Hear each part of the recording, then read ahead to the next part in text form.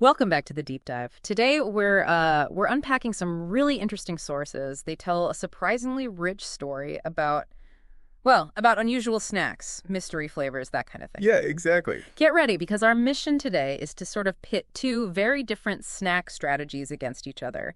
Our sources kind of hint at a real culinary clash here. Mhm. On one side, you've got the appeal of the unknown, the mystery, and on the other, just this explosion of really carefully crafted flavor. Okay, let's unpack this. What's truly fascinating here, I think, is how these snack brands have moved beyond just, offering a taste. Right. The information we've gathered, it really shows they're becoming experts in, like, experience design. They're selling an adventure or an enigma, Right. maybe even a bold statement. Yeah, it's about making these things stand out, isn't it? The market's so crowded. Absolutely. How do you grab attention? Okay, so first up, stepping into the ring, is the one using pure mystery. The Super Mario Pringles mystery flavor. Ah, yes, the Pringles. The sources we looked at, like the Pringles wiki, they really detail the intrigue around this one. It seems like that mystery was a huge part of the marketing pull. Makes sense. This mystery flavor, it came out December 2024, but only in Europe and just for a limited time. Right, short window. And it launched alongside these other Mario-themed cans, original sour cream and onion, almost like daring you to find the mystery one. A bit of a treasure hunt. Totally. Just hearing mystery flavor gets my brain going, what could it be? Does that strategy, that kind of deliberate enigma, does it ever, backfire? That's a great question.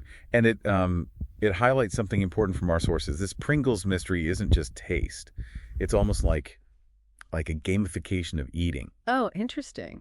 Gamification. Yeah, it turns buying snacks into this interactive puzzle. People speculate online. It gets shared.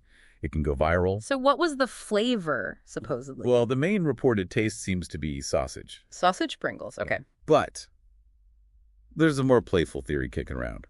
One that ties right into Mario and Luigi, their famous love for spaghetti. No way. Don't tell me. Some people speculate the mystery flavor might actually be pasta sauce with minced meat. Get out of here. Pasta sauce Pringles. It sounds wild, but it's kind of genius, right? Uh-huh. Tapping into that existing fan knowledge, that lore, to create buzz, a shared guessing game. Wow. Pasta sauce and minced meat. I don't know if I'd call that a culinary triumph or just brave. It really makes you rethink what's possible in a chip tube, doesn't it? It certainly does. Pushes the boundaries. Okay, so if Pringles is playing the mystery card, the information we pulled didn't stop there. We found another snack taking the total opposite approach. Right, the explicit flavor profile. Exactly. Betting everything on being bold and specific.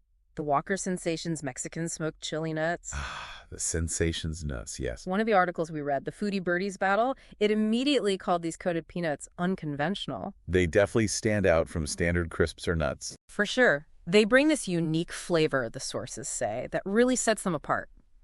Have you ever come across something quite that specific, almost like artisanal in a mass market snack before? Here's where it gets really interesting. It is interesting. It feels like it's reaching for something more, doesn't it? Yeah. And if we connect this back, the Walker's UK site actually gives us a super detailed breakdown. Oh, yeah. What's in them? So get this. They're 45% peanuts. But the coating is this complex Mexican smoked chili seasoning. Okay, sounds intense. And it is. It's not just chili powder. It's got flavorings, barley malt extract, onion powder, garlic powder, red pepper powder, even ginger powder. Ginger in a chili nut. Yeah. Plus paprika extract for color and flavor, and black pepper oleoresin. Oleoresin, what's that? It's basically a concentrated extract of black pepper.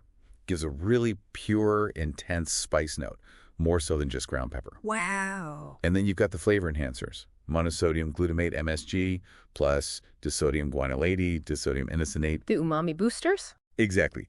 They're there to make everything taste richer, deeper, more savory. Plus citric acid for a bit of tang, and yeast extract for more depth. It's quite the list. That sounds incredibly engineered for a peanut snack. It really highlights a commitment to creating a very specific layered taste. And, they include the allergy info, too. Contains peanuts, wheat, barley. Important stuff. And handled in a factory with other nuts, soya, mustard, gluten, milk, celery. Mm-hmm. Suitable for vegetarians, though. And that warning about choking hazard for little kids, always crucial. That is a seriously complex flavor profile.